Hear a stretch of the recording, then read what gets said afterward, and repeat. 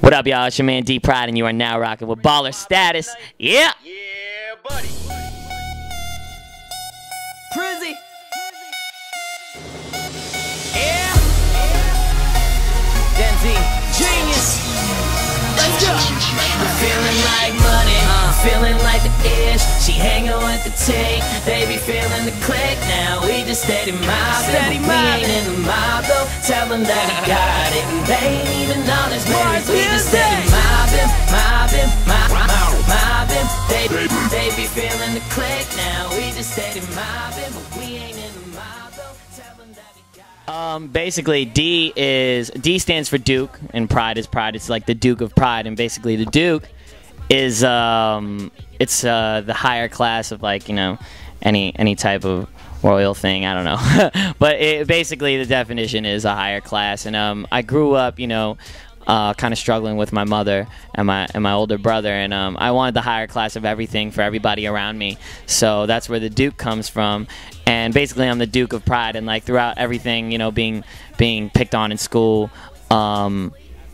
I just wanted. My mom told me, like, she was still proud of me. You know, be proud of yourself. So basically, that's where pride comes from. So it's the Duke of Pride. I'm the Duke of. I'm a high class of, you know, being proud and confident in yourself, basically. Through the factors of somebody taking you seriously, it's like the worst, because people look at me and they're like, yeah, you're not like, I don't know how to say it. You're not hip hop. Basically, they're like, yeah, bro, you're not hip hop. You're not this. You're not that. You're Asian.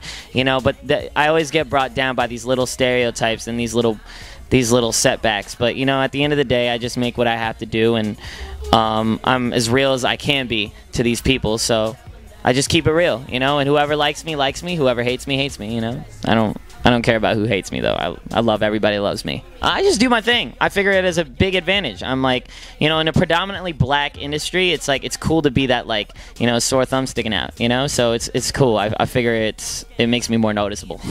Got my dream with me, this music thing, and my ambition to get it stack cash. If they wanna hate the music, they can now. I really give a rat's ass. Hotel, her heels out, she added James me at last. And I ain't gotta hate on the fact that these haters front on me, telling me my ish can't be real like it really isn't.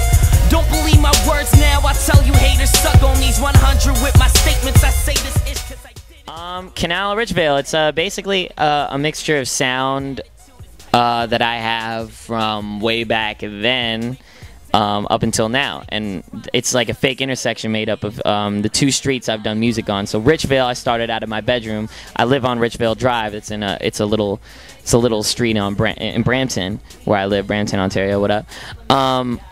And Canal Street is actually a street in the heart of Chinatown, New York, and it's where I work now at our studios. So it's like two walks of life. I don't specifically talk about it in the EP, but the sound of it is like, you know, what I wanted to make ever since I was in Richvale, and what I want to make now, and just like fusing it both together in such a huge light. It's where I was at mentally, and where I'm at now in terms of like my emotions and like things changing around me. And you could actually like hear through tracks like Faded and Nightmare, like where I am mentally as a person now at this very moment.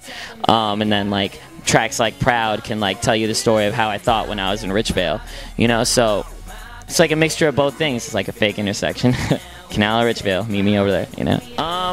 These are actually like full on records, and I feel like they were crafted a little better than my mixtape records, of course, being mixed and mastered. Every little detail was fixed.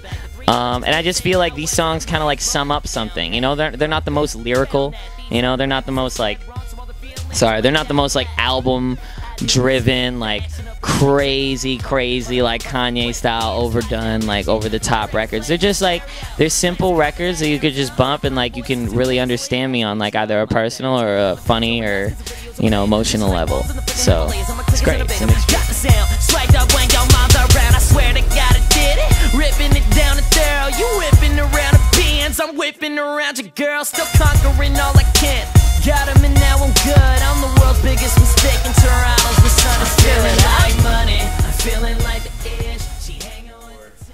For the people that haven't seen you live, man, what should they expect from a show for D-Pryde? Well, there's not a live band, it's just my DJ and I kind of like thugging it out.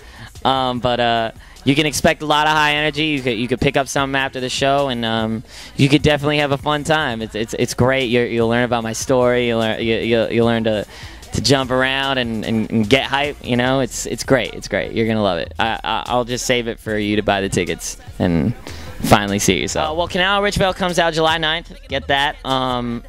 I'm gonna be touring, so catch the tour in August, and after that I'm right at the album. You know what I'm saying? I got to do the album. I already have the title. I already have the concept in my head. I can't wait. Trying to gather more self-driven material in my head and run around with it. But yeah, I got the album coming out. More shows, more touring, more videos. I'm getting my video game up like completely. Yeah, watch out for all that. I say this ish cause I did it. What the flat is it now? What the hell are y'all so impatient with? Your attitude is tight just like my Asian chick. Get a taste of this. I can't wait for the day that my brothers make it. Toronto's misunderstood in the industry's underrated. I'm feeling like money.